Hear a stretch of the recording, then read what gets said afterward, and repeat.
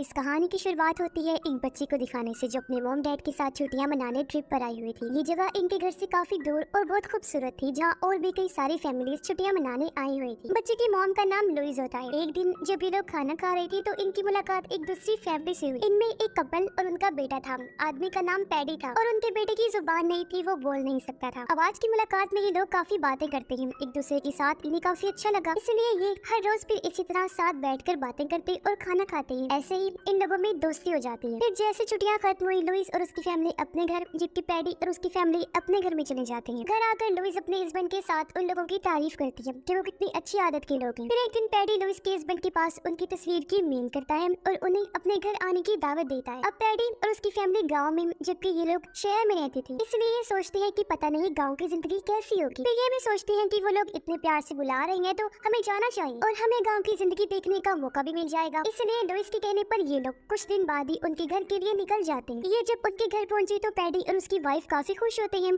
खूब अच्छे से इनका वेलकम किया जाता है। पैडी कहता है, मुझे बहुत खुशी महसूस हो रही है कि तुम लोग हमारे घर आए हो, वरना मैं तो समझ रहा था कि गांव का सोचकर तुम आ गए नहीं। फिर ये लोग मिलकर खाना खाते हैं, जिसके बाद हम बड़ी ही अजीब चीज देखते हैं कि वो लुइस के हस्बैंड से कचरा पिकवाते हैं और जब वो बाहर गया डस्टबिन में फेंकने तो तभी उसके पास पैडी का बेटा एंट आ जाता है। वो उसे कुछ बताने की कोशिश करता है, शायद वो उसे समझाने की कोशिश कर रहा था कि मैं गूंगा कैसे हुआ, पर बेचारा बता ही नहीं पाता क्योंकि तभी यहाँ पैडी आकर उसे अपने साथ ले जाता है। रात को ये लोग काफी देर तक बातें करते रहते हैं। अब लुइस को यहाँ इतना अच्छा नहीं लग रहा था क्योंकि वो शहर की रहने वाली थी। वो अपने हस्बैंड को कहती है कि एक तो इनका घर इतना छोटा है, ऊपर से साफ भी नहीं रखा हुआ, मुझे तो बहुत बुरा लग रहा है यहाँ। लेकिन फिर भी जैसे तैसे वो एडजस्ट कर रही होती। अगले दिन पैडी इन्हें घुमाने जंगल में लेकर गया। वो इन्हें फिर जंगल के पास वाली जेल में भी लेकर जाता है, जहाँ ये स्विमिंग करके काफी एंजॉय करते हैं। घर आने के बाद बाकी सब तो खुश थे, लेकिन लुइस का एक बार फिर से मुंह बन जाता है। वो कहती है, पता नहीं मुझे क्यों अच्छा नहीं लग रहा, ये जेल में नहाना, जंगल में घूमना, ये सब क्या है। तब उसका हस्बैंड समझाता है कि देखो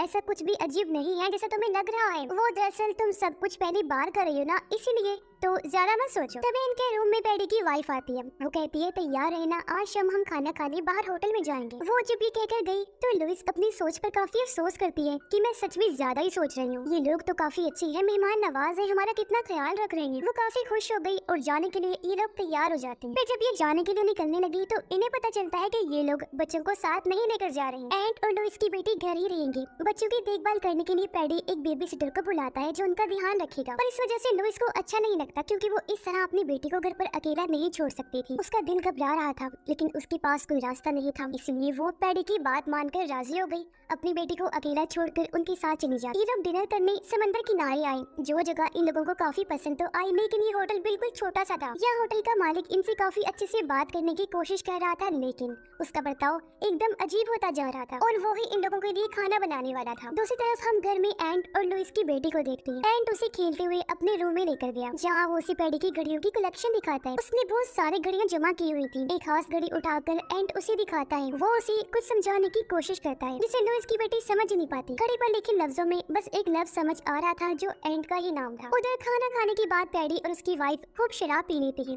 नशे की हालत में वो अजीब तरह डांस कर रही होती है। साथ ही उनकी बातें भी बहुत ही अजीबोगरीब थी, जिनसे लुइस और उसके हस्बैंड को काफी बुरा महसूस हुआ। फिर जब इनके जाने की बारी आई तो वो बड़ी आराम से लुइस के हस्बैंड के हाथ में बिल थमाकर बाहर चले जाते हैं। ये देखकर दोनों को फिर बुरा लगा कि मेहमान भी हम हैं और बिल भी हमसे ही दिलवाया जा रहा है, मगर एक बार फिर उनका बोलने का मुंह नहीं पड़ता। उधर एंट और लुइस की बेटी जब सोने गई तो एंट उसे अपने जिस्म पर लगे चोटों के निशान दिखाने लगता है, पर तभी वो लोग पार्टी करके घर आ गई, इसलिए एंट जल्दी से लेट गया, सोने का नाटक करने लगता है। लुइस देखती है कि उनकी बेटी सो गई है, इसलिए वो अपने रूम में चले गई, जबकि पैडी और उसके हस्बैंड अपने रूम में चले जाते हैं। अब लुइस की अपने हस्बैंड के साथ बहस हो जाती है। वो कहती है कि ना तो मुझे ये लोग पसंद आ रहे हैं और ना ही इनकी हरकतें, मुझे बहुत बुरा फील हो रहा है, इसलिए चलो यहाँ से जितनी जल्दी हो सके, क्योंकि इतने टाइम से मैं बस एडजस्ट ही कर रही हूँ, यहाँ दिल से नहीं रह रही। इस पर उसका हस्बैंड कहते हैं, मेरी जान परेशान ना हो और रिलैक्स हो जाओ, जितनी जल्दी हुआ हम चले जाएंगे यहाँ से। फिर ये दोनों एक दूसरे को संभालते हैं, जिसके बाद सो जाते हैं, पर इन्हें छुपकर पैडी देख रहा होता है। आधी रात को लुइस की आंख खुली, उसे अपनी बेटी की फिक्र हो रही थी, इसलिए वो उसे चेक करने जाती है, पर वो ये देखकर काफी दंग रह गई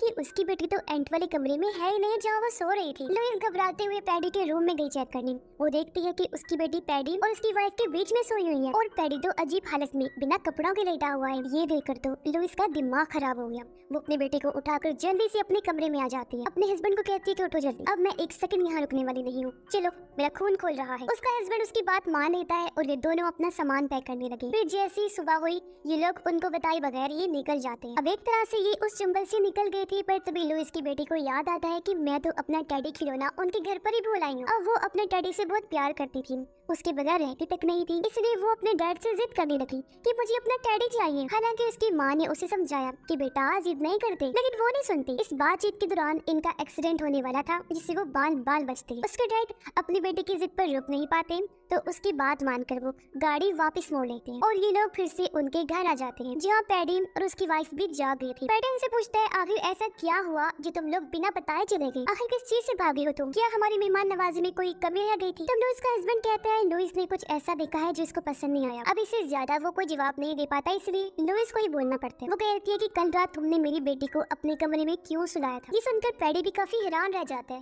पर जब वो कोई जवाब नहीं दे पाता तो उसकी सफाई में उसकी वाइफ बोलती है। वो कहती है कि हमारी भी एक बेटी थी जिससे हम दोनों बहुत प्यार किया करते थे, लेकिन एक बीमारी की वजह से उसकी मौत हो गई है। हम अपनी बेटी को याद करते हैं और हमें बच्चियां बहुत पसंद है। अब तुम्हारी बेटी रात को तुम्हें आवाजें लगा रही, पर तुम दोनों तो सो रही थी, तुमने उसकी आवाज नहीं सुनी, इसलिए मैंने उसे उठाया और उसे लाकर अपने पास सुला दिया। अगर तुम्हें बुरा लगा है तो उसके लिए माफ करना, दोबारा ऐसी शिकायत का मौका नहीं मिलेगा। अब उसकी इस झूठी कहानी पर इन दोनों को भी यकीन आ जाता है, क्योंकि वो रो रही थी और ये उन्हें माफ कर देते हैं। जहाँ वो पहले गुस्से में घर छोड़कर जा रही थी, पर अब गलती का एहसास होने पर वो कुछ और दिन इधर ही रहने का फैसला करते हैं और पहले की ही तरह ये लोग एक दूसरे के साथ घुल मिल जाते हैं। अब एक दिन जब ये लोग मिलकर खाना खा रही थी, तो यहाँ भी पैडी की वाइफ उनकी बेटी के साथ ज्यादा ही फ्री हो रही थी, जबकि अपने बच्चे एंड पर इनका ध्यान ही नहीं था। इसलिए लुइस भी बोल पड़ती है कि तुम इतना मत समझाओ मेरी बेटी को, इसकी माँ मैं हूँ। इसलिए पैडी की वाइफ फिर से उससे माफी मांगती। अब लुइस की बेटी अपनी परफॉर्मेंस दिखाना चाहती थी, क्योंकि उसने डांस के स्टेप सीखे थे जो वो इन्हें करके दिखाती है। तब उसके साथ एंड भी डांस करने लग जाता है। अब एंड हमेशा उदास रहता था, लेकिन आज वो पहली बार एंजॉय करते खुश नजर आ रहा था। लेकिन उसकी खुशी उसके बाप पैडी से बर्दाश्त नहीं हुई थी, क्योंकि वो लुइस को बीच में ही टोक देता है कि तुम ठीक नहीं कर रहे, ये किस तरह का डांस कर रही हो, क्या तुमने सीखा नहीं। बार बार उसे बुरी तरह डांटता है। पर इस चीज को देखकर लुइस की बेटी काफी डर जाती है, जिसके बाद दोनों बच्चे फिर से डांस करने लगे। लेकिन इस बार भी जब एंट ने गलती की तो पैडी को फिर से गुस्सा आ गया। इस बार तो वो उसे अपना जूता फेंक के मारता है, जो देखकर लुइस को बहुत बुरा लगता है। इसलिए वो बोल ही पड़ी कि ये क्या कर रहे तुम, ये कोई तरीका है बच्चे से पेश आने का, क्या हो गया अगर उसने गलती कर दी तो, ऐसा नहीं करना चाहिए, तुम्हें बच्चे है वो। फिर लुइस अपने हस्बैंड को भी साइड में लेकर गई, कहती है कि मुझसे अब और बर्दाश्त नहीं हो रहा, मैं मजीद यहाँ नहीं रुक सकती, तो जल्द से जल्द चलो यहाँ से, क्योंकि अब तो ज्यादा ही चीजें खराब होती जा रही हैं। इसके बाद पैडी जाकर सो जाता है। तब मौके का फायदा उठाकर एंट उसके पास से चाबियां चुरा लेता है। फिर खेलने के बहाने वो लुइस की बेटी को लेकर एक शेड में जाता है। शेड का दरवाजा खोलकर अंदर आया, फिर एक खुफिया दरवाजा खोलकर उसे नीचे लेकर जाता है, जहाँ दुनिया भर की बहुत सारी चीजें पड़ी हुई थी। सामान वाले बैग्स थे, बच्चों के बैग्स थे, फोन थे, ग्लासेस थे, जूते थे और पता नहीं क्या कुछ था। बिल्कुल वैसी सामान की कलेक्शन थी जैसी पैडी के पास उन घड़ियों की थी। इसके बाद एंट उसे एक फोटो एल्बम दिखाता है, जिसमें पैडी और उसकी वाइफ की अलग अलग फैमिलीज के साथ तस्वीरें थी, और हर तस्वीर में पैडी और उसकी वाइफ के साथ अलग ही बच्चा था। उन्हीं में से एक तस्वीर में एंट भी था, लेकिन इनके साथ नहीं बल्कि अपनी असली फैमिली के साथ, क्योंकि पैडी और उसकी वाइफ उसके असली मॉम डैड नहीं थी। वहाँ उसकी जुबान भी थी, जिससे हम समझ पाते हैं कि उन लोगों ने एंट के साथ कुछ ऐसा किया कि उसकी जुबान नहीं रही, मतलब उन्होंने ही उसकी जुबान को काटा होगा, क्योंकि वो उनका असली बेटा नहीं था, इसलिए तो वो उसके साथ इतना बुरा बर्ताव करते थे। तो अब हमें बताया जाता है कि असल में ये दोनों कौन है। तो पैडी और उसकी वाइफ दोनों दरअसल सीरियल किलर है, मतलब ये पागल है और लोगों को बेरहमी से मार दिया करते हैं। ये नई नई जगहों पर ट्रिप्स पर जाते हैं, फिर वहाँ उन फैमिलीज को फंसाते हैं जिनका सिर्फ एक ही बच्चा हो, उनसे दोस्ती बढ़ाते हैं और उन्हें अपने घर में आने की दावत देते हैं। और जब वो फैमिली इनके घर आती है तो ये उनका सारा सामान और पैसा लूट कर उन्हें मार देते हैं, उनकी बच्ची की जुबान काट देते हैं ताकि वो किसी को कुछ बता ना पाए, और उस बच्चे को अपने साथ रखते हैं। फिर उसे अगली ट्रिप पर लेकर जाते हैं और वहाँ से नया शिकार यानी अगली फैमिली को फंसाते हैं, जिसके बाद इस बच्चे को भी मार देते हैं और फैमिली के साथ वो सब चीजें रिपीट करते हैं, और इनकी ये साइकिल ऐसे चलती रहती है। और अब मरने की बारी एंड की है, साथ ही लुइस और उसकी वाइफ को लूट कर उन्हें भी मार देंगे ये लोग, और लुइस की बेटे को अपने पास रख लेंगे। फिर उसे भी वही सब बर्दाश्त करना पड़ेगा जो अब तक एंड करता आ रहा था। ये भी कुछ बोल नहीं पाएगी क्योंकि इसकी भी जुबान वो काट देंगे, लेकिन एंड बेचारा फिर भी बार बार इन्हें अलग अलग तरीकों से बचाने की कोशिश कर रहा था कि ये यहाँ से भाग जाए, लेकिन ये लोग समझ ही नहीं पाए। खैर लुइस की बेटी अपने फोन में सभी फैमिलीज की तस्वीरें ले लेती है और ये दोनों जल्दी से बाहर आ जाते हैं। फिर एंड पैडी के पास गया और बहाने से उसके पास चाबी वापस रख देता है। अब लुइस सोचती है कि मैं अपनी मॉम को कैसे सारी बात बताऊं, क्योंकि लुइस तो पैडी की वाइफ से बातें करने में मसरूफ मसरूफ थी। तो तब उसकी बेटी को एक आइडिया आया। वो खुद को एक पिन से कट लगाकर अपना खून निकालती है और सबका ध्यान अपनी तरफ कर लेती है। उसने कहा कि मेरे कपड़ों पर पता नहीं कैसे खून लग गया है, इसलिए लुइस उसे वॉशरूम में लेकर जाती है। उसकी बेटी को मौका मिल गया था अपनी मॉम से बात करने का, इसलिए वो उन्हें उन फैमिलीज की सारी तस्वीरें दिखाती है और पैडी और उसकी वाइफ की सच्चाई भी बताती है, जो सुनकर लुइस की होश उड़ जाती है। पर वो अपनी बेटी को यही कहती है कि बेटा ऐसा कुछ नहीं है जैसा तुम सोच रही हो, ताकि उसकी बेटी परेशान ना हो। वो उसे रिलैक्स करती है, पर लुइस समझ जाती है कि कुछ भी ठीक नहीं, या तो बहुत बड़ी गड़बड़ चल रही है, ये बहुत खतरनाक लोग हैं और हम लोग बुरी तरह यहाँ पर फंस गए हैं। तभी लुइस बाहर आई। वो बहाना करती है कि मेरी बेटी बहुत घबराई हुई है, शांत नहीं हो रही, जो कहकर वो अपने हस्बैंड को भी अंदर लेकर जाती है, जहाँ लुइस उसे भी सारी फैमिलीज की तस्वीरें दिखाकर सच बता देती है। उसका हस्बैंड भी काफी दंग रह गया कि ये कितने खतरनाक लोग हैं, न जाने कितनी फैमिलीज को इन्होंने अपना शिकार बना लिया। पर इनके लिए हालात खराब थे, क्योंकि ऐसे में ये भाग भी नहीं सकते थे, वो लोग बाहर जो बैठे हुए थे। तब लुइस कहती है हम उन लोगों से ये बहाना कर देते हैं कि हमारी बेटी को पहली बार फीमेल प्रॉब्लम आई है, ऐसे में हम आसानी से यहाँ से निकल जाएंगे। पर जाने से पहले लुइस अपने पास एक चाकू रख लेती है जो उनके काम आ सकता था उनकी हिफाजत करने के लिए। फिर ये लोग अपनी बेटी को लेकर बाहर आए। उनसे कहती है वो दरअसल हमारी बेटी पहली बार है, इसलिए वो डरी हुई है, घबरा रही है, अपने घर जाना चाहती है। अब एक तरफ जहाँ ये लोग घर जाने की जिद कर रही थी, तो पैडी इन्हें रोकने की पूरी कोशिश कर रहा था, पर ये लोग उसकी बात नहीं सुनती। इन्होंने फैसला कर लिया था। लेकिन जब भी लोग बाहर आए तो देखते हैं कि इनकी गाड़ी का टायर तो पंक्चर हो गया है। तब यहाँ पैडी कहता है कोई बात नहीं, टेंशन ना लो, मैं इसे 5 मिनट में ठीक कर दूंगा। पैडी लुइस के हस्बैंड को वहाँ लेकर जाता है जहाँ सारे औजार पड़े हुए थे। अब हालांकि वो साथ जाने से डर रहा था कि कहीं पैडी मेरे साथ कुछ कर ना दे, लेकिन पैडी औजार लेकर वापस आया और टायर ठीक कर देता है, यानी फिलहाल वो इनके साथ कुछ नहीं करता। पर जब ये लोग गाड़ी में बैठने लगे तो तभी इनकी नजर उनकी बेटी के टेडी पर जाती है, जो दीवार पर काफी ऊपर किसी ने रख दिया था। पैडी कहता है अरे यार ये जरूर एंड की शरारत होगी, जो कहकर वो सीढ़ी लगाता है और लुइस के हस्बैंड को ऊपर जाकर टेडी लाने को कहता है। पैडी अभी भी कुछ नहीं करता। लुइस के हस्बैंड टेडी लेकर आया, जिसे खुद अपने हाथों से पैडी उनकी बेटी को देते हैं। अब तक सब ठीक चल रहा था, लेकिन जैसे लोग गाड़ी में बैठकर यहाँ से जाने लगे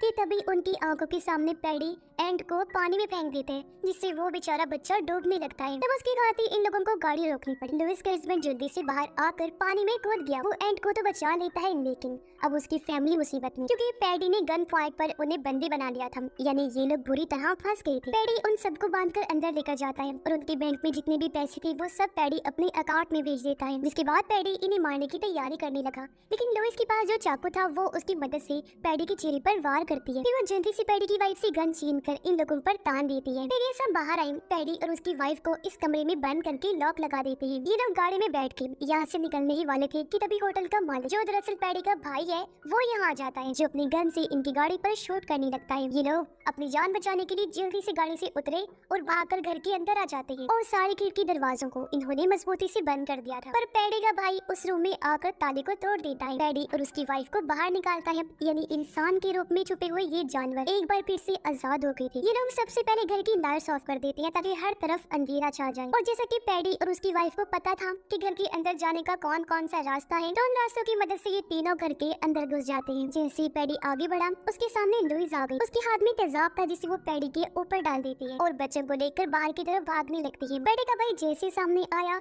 लुइस के हस्बैंड उस पर हमला कर देता है। इन दोनों की लड़ाई शुरू हो गई, पर पैडी का भाई उसे पकड़कर काबू कर लेता है और जान से मारने की कोशिश करता है। लेकिन तभी पीछे से लुइस आ जाती है। वो उसके सर में हथौड़ी घुसा कर हमला कर देती है, जिससे मौके पर ही पैडी के भाई की मौत हो जाती है। जिसके बाद लुइस और उसका हस्बैंड बच्चों को लेकर छत पर आ गई, क्योंकि वो सीढ़ी के जरिए यहाँ से भागने का प्लान बना रही थी। लुइस पहले अपने हस्बैंड को फिर दोनों बच्चों को सीढ़ी के जरिए बाहर भेजती है, लेकिन तभी इन्हें पता चला कि पैडी की वाइफ गन देकर इनका पीछा कर रही है। फिर वो भी आखिर उस रूम तक आएगी। फिर जब वो बाहर गई, इन लोगों को देख लेती है, लेकिन इससे पहले कि गोली चलाती लुइस जो वहाँ पर छुपी हुई थी उस पर जोरदार हमला कर देती है, जिससे वो नीचे आकर गिरी और इस तरह पैडी की वाइफ की भी मौत हो जाती है। लेकिन उसके गिरने की वजह से सीढ़ी भी गिर गई थी, यानी कि अब इनका उतरना मुश्किल हो गया था। अब लुइस का हस्बैंड अपनी जान पर खेलकर नीचे कूद गया। वो सीढ़ी को खड़ा कर देता है, जिससे वो तीनों भी नीचे आ जाते हैं। लेकिन इससे पहले वो यहाँ से निकलती, तब यहाँ आ गया पैडी, जो उनकी बेटी को पकड़ लेता है। वो लुइस और उसकी वाइफ से कहता है कि तुमने मेरी वाइफ की जान ली है, जिस वजह से मैं अकेला रह गया, इसलिए अब मैं जान के बदले जान लेना चाहता हूँ। तुमने मेरी बीवी को मारा, मैं तुम्हारी बेटी को मार दूंगा। लेकिन लुइस की बेटी, जिसके पास बेहोशी का इंजेक्शन था,